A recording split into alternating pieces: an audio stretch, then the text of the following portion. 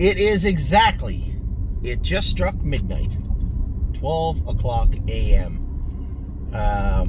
Just got off I literally just got off the track what seemed like 30 seconds ago with a gentleman's horse in the 15th race. Following up a good night from our horses and following that, which was a fantastic day, training all the horses today. You know, it's not lost on me. We talk about it all the time. And, you know, whether it be your life, whatever you do, or definitely my life in horse racing, there's going to be times when things don't go your way. Things are going to get tough. And you're going to have bad days. And all you can do is the best you can. And, you know, get up the next day and work twice as hard. And that's what we try to do. It's all we can do. And when I got here Tuesday night, I was not in great trim. You know, we had a horrible day. Then the horses raced okay. You know, I get off the bike with Columbus. You can't ask for more. The horse did his job. Got beat fair and square. And even, oh my gosh, you know, final quarter better than 30 seconds for him. A good day at the office for him too. As best as he could do. You can't ask for anything more than that. Who knew what would happen on Wednesday? I know I was on pins and needles going into the Wednesday training. I didn't know what would happen. Man, horses certainly have a way of changing your outlook quite quickly, positive and negative sometimes. And definitely today was just a great day. You know, we had the babies just all seemed to perform very, very well. And Swinging Senorita prepped wonderfully for next Monday. Just felt great, felt strong. Everything worked well over here, and it just seemed like today was Wednesday, the day that is usually the day you try and get through towards the end of the week. Everybody calls it hump day, but I'll tell you one thing, it was a saving grace for this week. As I said, all the babies trained good. Swinging Senorita prepped well, and then as we headed into the nighttime, Mopar Baby, we made some adjustments to her gear last minute. Nothing major, but some differences in the qualifier. I don't know if you guys watched or not, but I couldn't put her in the 2-hole. She was so aggressive. Up to a quarter and 28 and a piece, ended up fizzling away. Still tried a mile 58 and piece, but not really the way you want to see her do it.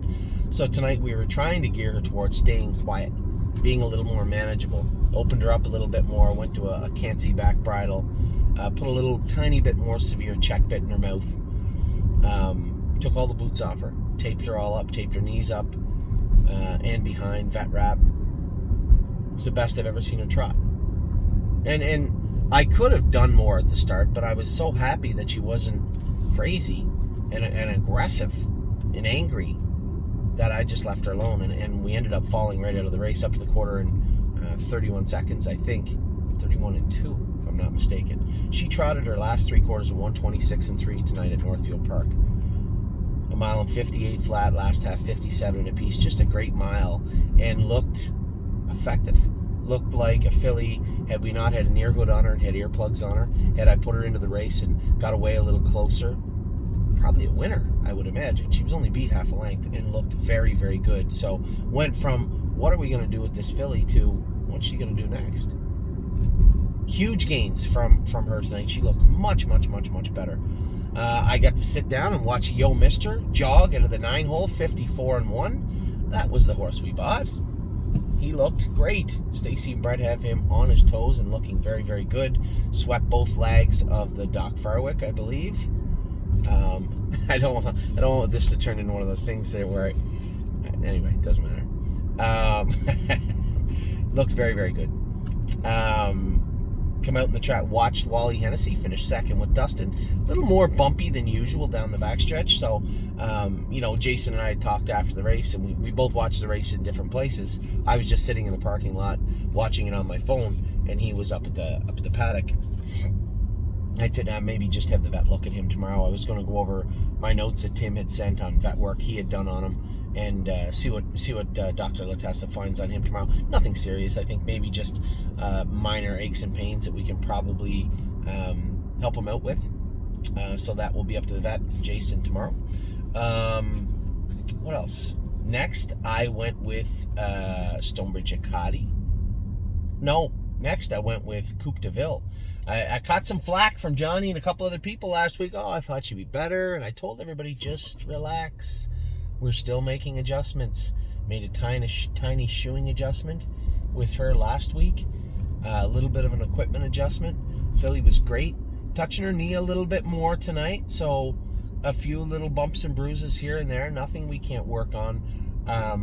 And I suspect going from 2 minutes to 57 will do that a little bit. So is there something else we can tinker with? A few more little nuts and bolts we can tighten up on her to get her trotting a little more square?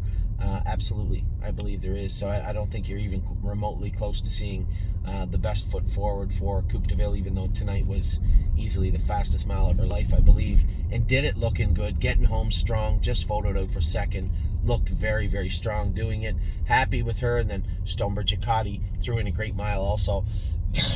Heading up and coming off a break, I would have been in the mix leaving the gate. I think, as I said before, just time him in. I had him on top of the gate a little too much last week. Had I timed him in a little harder tonight, I just didn't want to put him on the run, right? So if I had been a little more aggressive at the start, timed him in a little more forcefully, I think I could have got out of there and sat 1-2, and if that had happened, I'm pretty sure I beat that horse. But he raced very good to finish second. So a good night tonight. We had a winner in Southern Ohio. We had 2 seconds and 2 thirds in 5 starts. Pretty good day at the office.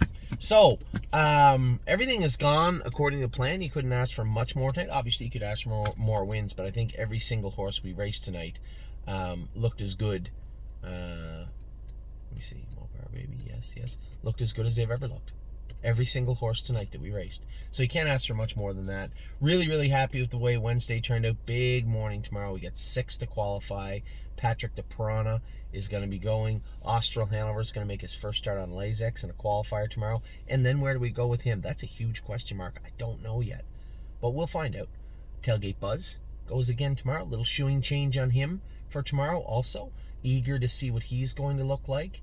What a Mission is going to qualify tomorrow also. We have a stacked group tomorrow. And one of the most anticipated qualifiers, aside from Patrick DePirana, who I'm going to have a lot of fun going with tomorrow, is Tactical Mounds. Tactical Mounds is going to make her 2023 debut. She trained fantastic the other day. She's been training great. I can't wait to see her go. So a full stacked group of 6 qualifying tomorrow. I'm going to leave after the qualifiers around 1 p.m. I'll be back just in time to drive Horn Player and Landing Pad tomorrow night at Woodbine Mohawk Park. We'll see how that goes. Anyway, I'm going to let you guys go. It is midnight. I am still chipper. It's been a long day, but it's been a great day, and that makes sleeping much better. Take care.